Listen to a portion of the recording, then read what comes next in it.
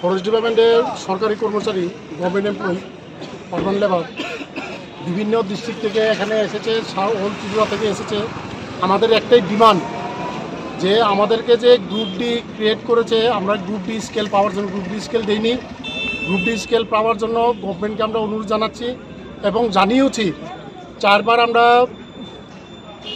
প্রথম যে ছিল আমাদের বিপ্লব দেব, আমাদের মুখ্যমন্ত্রী, ওনাকেও 2 বার দিয়েছি ডেপুটেশন, এবং আমাদের মানিক শাহ এখানে বর্তমানে যে আমাদের মুখ্যমন্ত্রী, ওনাকেও আমরা দিয়েছি 2 বার।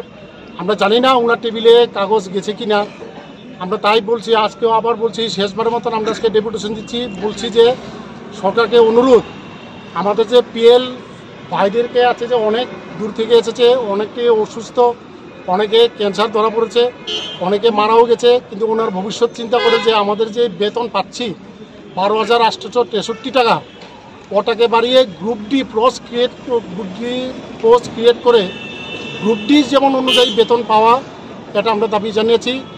এবং আমাদের পিসিএফ স্যারকে দেখা করেছি, পিসিএফ স্যার বলেছে যে আমাদেরকে ওনারা মিনিস্টারের সঙ্গে কথা বলবে, ফাইন্যান্সের সঙ্গে কথা বলবে, যদি কিছু না হয় তারপরে আমাদের ব্যবস্থা আমরা করব, হয়তো আন্দোলন, না হলে আমাদের কেসে যাব।